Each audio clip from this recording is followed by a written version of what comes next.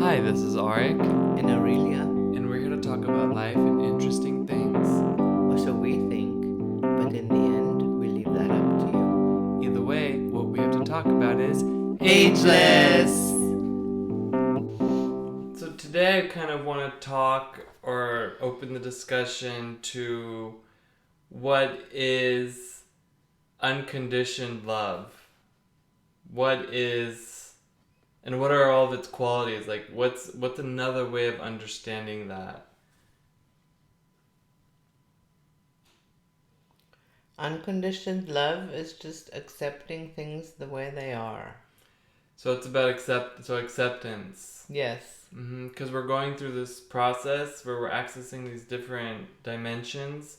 And the first dimension has a lot to do with unconditional love or unconditioned love. So I think a big part of that would also be acceptance. Yes, it would. So Because if you do not accept something, then you can also not love it. could it be also like if you do not accept something, you also can't change it?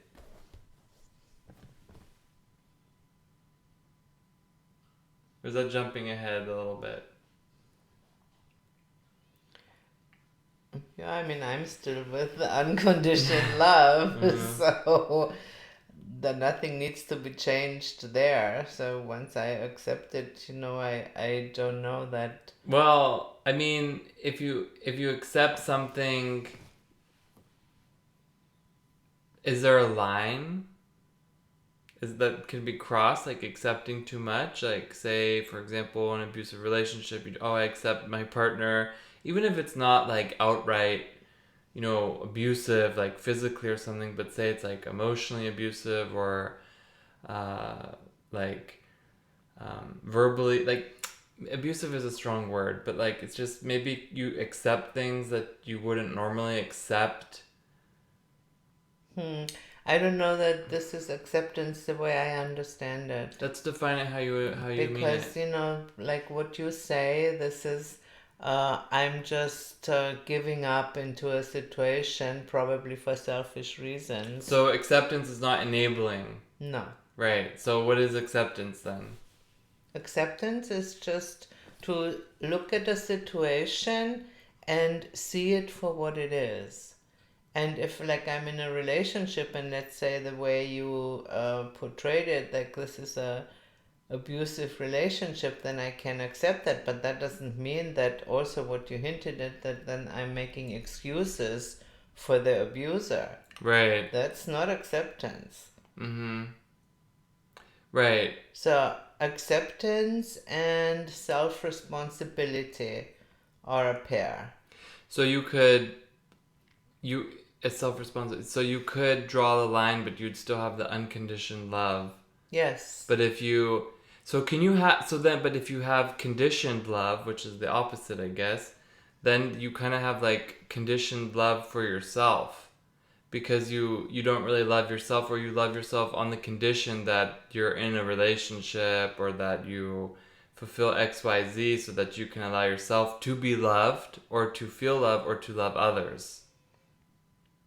I really don't think that most people do not ever really organically think about if they love themselves or not. No, I I know. think like this is a Receive love, I mean. concept that has come up in recent years, like love yourself, or Yeah. it's like I really love myself, but that I has really, really, really love myself. exactly for all the third rocks. Yeah. Fans out there. Uh-huh. They remember when Dick was really, really, really loving himself. No, because this is the fine line between like love and narcissism. Like this Self love. is Oh really my self-love. god, I love it. Yeah. In this case, like this is borderline narcissistic and thereby very, very conditioned. Yeah, it's way too much narcissism. So, It's so true.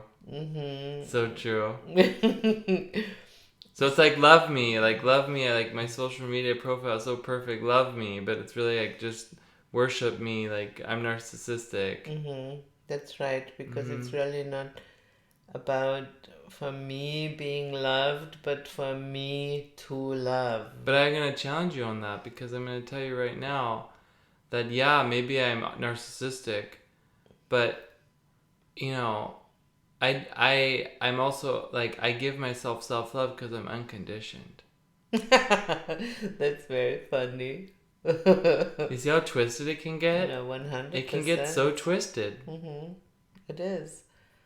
It is. So this So is why the world looks the way the world looks, because everybody just wants love, like I want to be loved by you. yeah, And yeah, self-love really is narcissism. mm-hmm.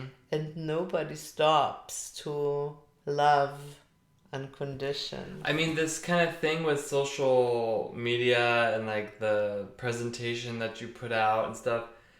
But there has been a version of that throughout humanity. You know, like in the 1800s and even before that, like maybe not so much before the age of Aquarius that started in 1500s, but like maybe starting from the 1500s, there was always like this version of like I'm walking down the street and like I'm all like dressed to the T. Like people used to be more polished with their appearance and now they're more polished with their profiles. Where like you might see them on the street and you'd be like, oh my god, I have no idea who this person is without a filter. But like in the old days, like you'd wear like maybe you'd wear like velvet clothes or wigs and have all kinds of like real like keeping appearances polished, but appearances have become more like digital now.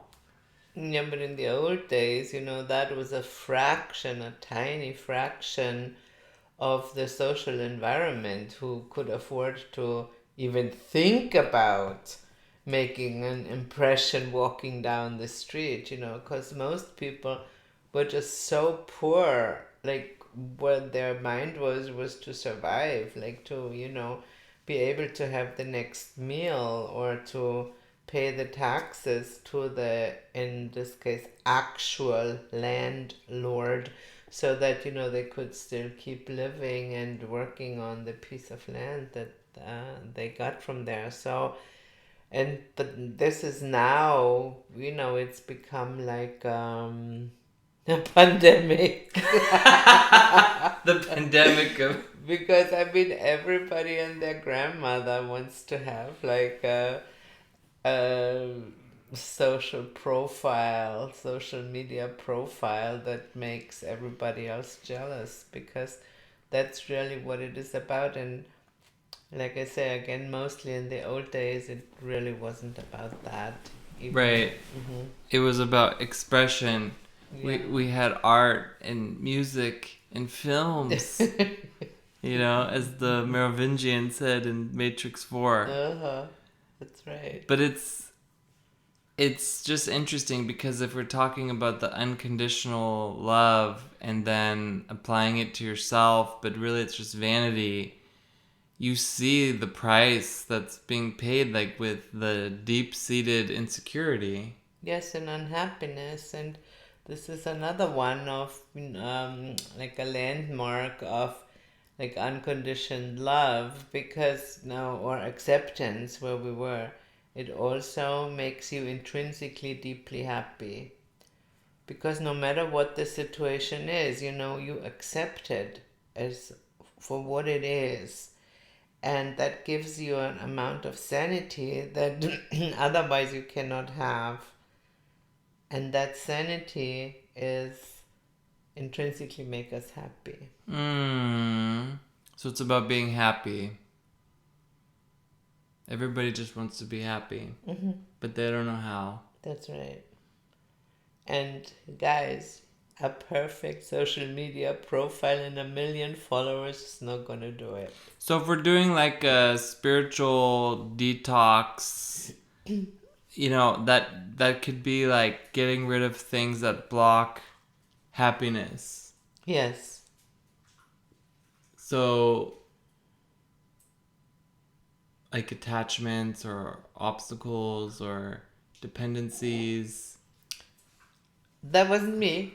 That was Saya. That was Saya. Hi, Saya. Hi, Saya. Saya's just joined us. Yeah, I don't know. I mean, I am a really happy person, and I most certainly have experienced many things that you would call obstacles. But for me, an obstacle is not equal with a hindrance. Mm-hmm. See, an obstacle to me is mostly a challenge. Yeah. It also can be like a signpost, because imagine like you're going on some road and then there is a boulder. And yes, the boulder is an obstacle, but maybe it's also just a sign that tells you, well, go down the right side, don't keep walking forward, but, change direction or something like that. It's so nice to hear that, and I know that's true, and I do that in my own life, and I help people to do that also. However, there are like my own subconscious mazes or whatever that I get into where it's like I'm going down something and like, I have the vision and I want to go down that path and that I know from A to B that's exactly what I want to do, and then I hit one of these signposts in disguise, let's call it, and I see it as an obstacle because it's in my way. That boulder is in my way, and it has to be like destroyed with a mallet, or a laser beam, or a magical spell, or something, or even my spiritual tools, so to speak. Like I have to transform this or whatever, and it's like you don't always catch it in the moment. But then, of course, you need like a guide or a teacher to do that. I mean, that there's just no way, and I think that's so important because you need to have the unconditional love for that process. That's right. And this means, it could totally, we could totally end up using the mallet or the, TNT and blow up the boulder and keep on going straight, but not from this place of, because it's It's my in my way or the way. highway. It's in my way. Exactly. And yeah. But this goes back to what we said, like, it goes back to the acceptance of a situation. Mm-hmm. So I have to first accept that this is now going on. Yeah. And only with this acceptance, that door to greater vision will open. Yeah. Like in the archetypal journey of the cosmic pixels, Mm-hmm. like it would be the empress who's accepting, and then the next step is the emperor with the bigger picture. So, and then the next step is the hierophant that gives meaning to it. So could you? And then the Yeah. next step is where we make a choice in the lovers. And then in the next step, the chariot keeps on moving. Yeah. And so when all of this is in place, then we know if that boulder is a challenge that has to make me stronger, because now I have to maybe overcome a judgment or a fear of bombs and mallets and Yeah.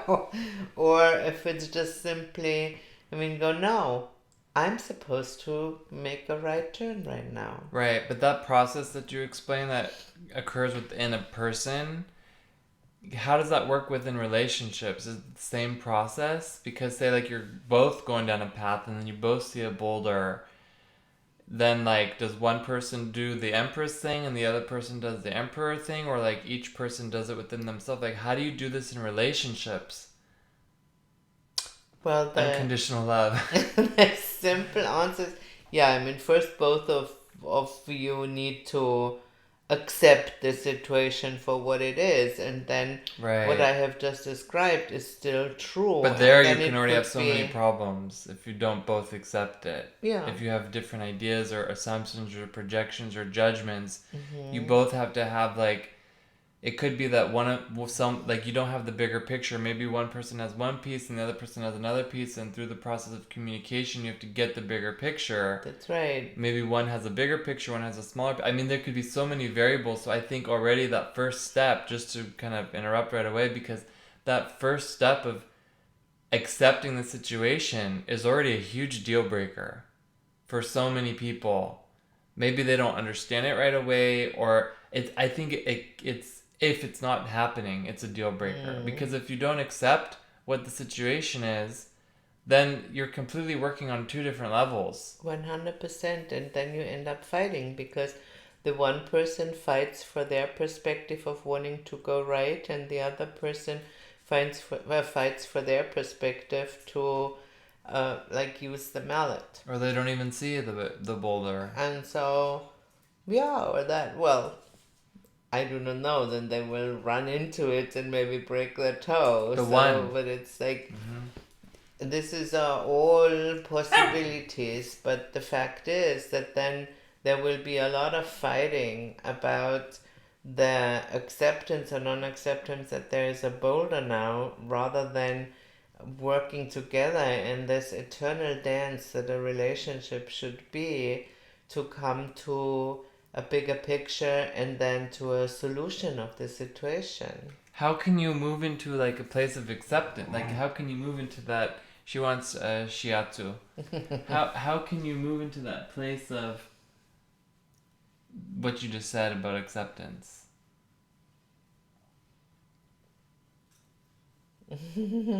Like for me, it's like I slow down and I breathe and I open my mind and I think maybe there's another possibility here.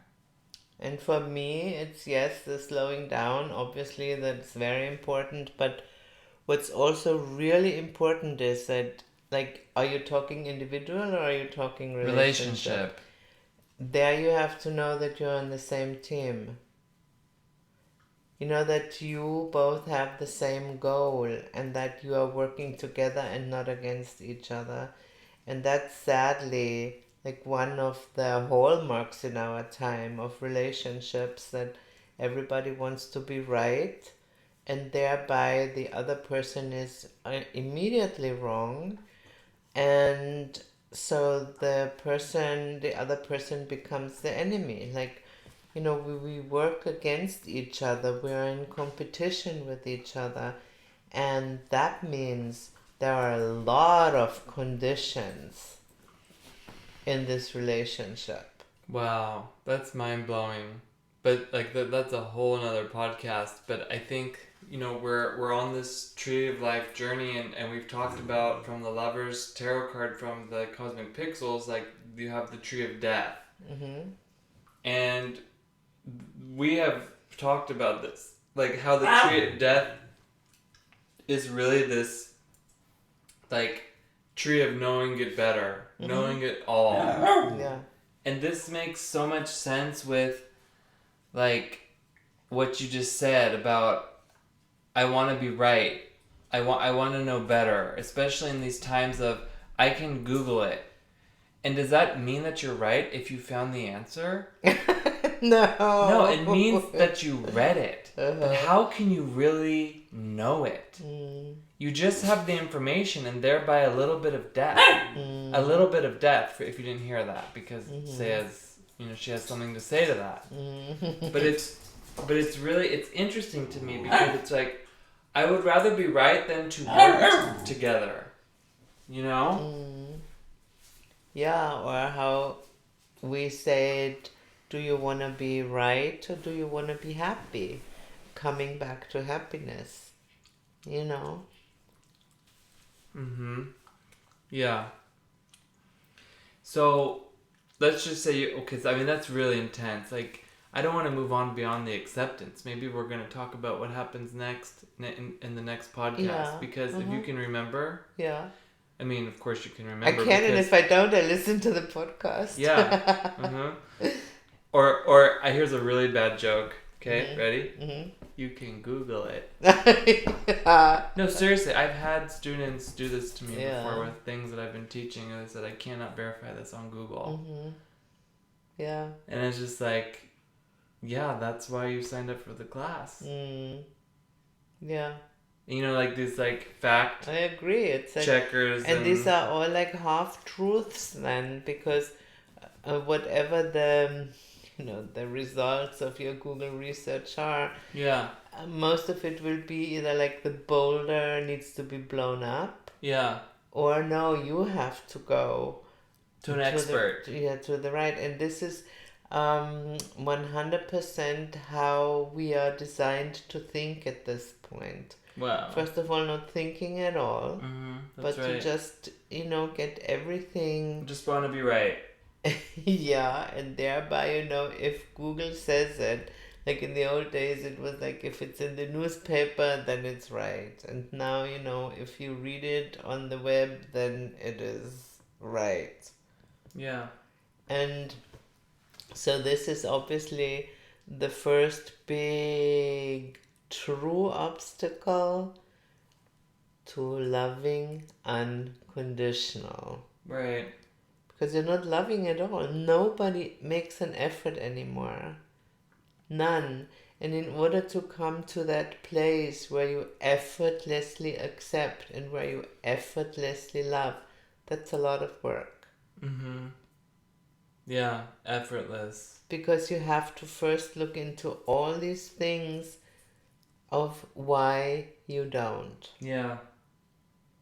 Yeah. They did this to me. They said this to me and it wasn't right. And then it was wrong. And then I was wrong. And then now I'm ashamed. And Yeah, all these things, like, where you're just not on the same team. and that's why I said, that acceptance and self responsibility are a couple, so to speak. Yeah. Like they're very, very close. You cannot have the one without the other. Yeah. And then when there is self responsibility, then there will be no blame.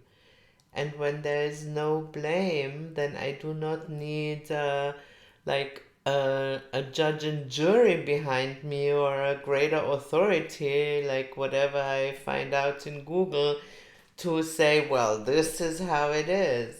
No, because everything I need to know about myself, I find inside. And this is just the most amazing thing. And that doesn't mean that, I do not need help at times. I mean, I have an astrologer. I want to know what the stars say and what's ahead of me. I had teachers that helped me to meditate and to self reflect in a positive way, Yeah. not like navel gazing, but to really self reflect. So you do need this person with the bigger picture. Yeah. Definitely, because you also I think in order to know that you need someone with the bigger picture or you need self-responsibility, you also have to have a lot of courage Very much and in bravery. honesty. Because you say, but why would I need an astrologer or a teacher or a guide or whatever when, like, I already know it and it's working for me. You know what? My answer is if it's working for you, you don't. If you honest to God, like you can stand there, look me in the eye and tell me that if you had unlimited powers, you would not change a single thing about your life. Hey, it's working for you. You don't need an astrologer, you don't need a guide. So if this is your truth, then, save your time. Don't even listen to those podcasts. Yeah. Yeah. But if there is one single thing that you would like to change, Or to experience. you need help. Because, like, the life not lived, or something you want to experience also. And so I think it's like this oscillation between self-responsibility and acceptance. Yeah, no, and I can experience thing. I want to experience thing from the place of where it's really working for me, where I do not want to change anything. Like my life is literally amazing, and I would not want to change one thing, but I still want to have experiences. I mean, that's the divine quality. That's the divine creativity that just most certainly is perfect and still wants to express an experience. Yeah. So it's about like this courage Courage and honesty. and honesty. Because without courage and honesty, there is no self-responsibility. And there is also no working with a guide worth their money, because they will, from time to time, have to say things you don't want to hear. Right. Right. And then to accept that as part of, this is now, here's the boulder, and I now have to figure out what it means to me. Yeah, or like the universe is also teaching us, like it'll send us people saying things that we don't want to hear or that trigger us. Yeah, And this then to me is all guide. yeah, Yeah. like then we like say, oh, we just like cut off that person, we sever that person, and how dare they say that to me, and how dare they do that to me, like they've completely violated me, like they're the boulder. Mm-hmm. And so I think this is also like not having the bigger picture, and to see how quickly the mind judges something and it doesn't even have a small picture, it has a tiny picture. So I think it's just about being open as we're going down this road and looking for those signposts and, learning and not just Googling or looking everything up and pretending that we're learning Yeah. in this polished way, Mm. polishing our appearances. But the beautiful thing is that a lot of that social stuff or whatever, like the appearances, it's not everything. There's so much more. And that's what I love so much about life, is that you see everything in the 2D, you see it on the screen or you hear it on the machine or whatever, and then when you experience life, it's like, wow, it's really not like that at all. There's so much more beyond that looking glass. And I think the more like you're trapped behind these screens, the less you remember, or the less touch you have with what the world really is, which is a beautiful playing field. Mm. Yeah. With boulders and all. Yes, exactly. And but then maybe that's the issue. It's like people don't want to face these boulders, so they rather just go behind the screen. Well, maybe they don't want to face these boulders, but trust me, there are tons and tons and tons of boulders, You can't big like escape mountains, behind those screens. Yeah. No, you cannot. You can't escape them. They're gonna find their way to you. And especially, like, have you ever seen somebody who is obsessively checking their likes? I mean, like to the degree that whatever it's called even was doing away with likes. Yeah. Because, it was like too offensive, and like, kids especially, like they would be prone to suicide, and Yeah. so no, you cannot run from your boulders. Yeah. Because it'll find itself in any platform. 100%. And this is good. Yeah. Because that's life. That's life. And we are here to start to learn about loving, and then loving unconditionally, because otherwise it's not love. And loving even your obstacles. We should not even mention unconditioned or unconditional together with the word love. I because agree. love has been so debased that we have started to classify it with these words. But true love can be nothing but unconditional. That's awesome, and I totally agree, and I think it's a good way to close it out. Thank you for that beautiful message, and this has been Arik And Aurelia. And you've just listened to an episode of Ageless. Please subscribe, like, and share with your friends, and we'll talk to you guys next time. Bye!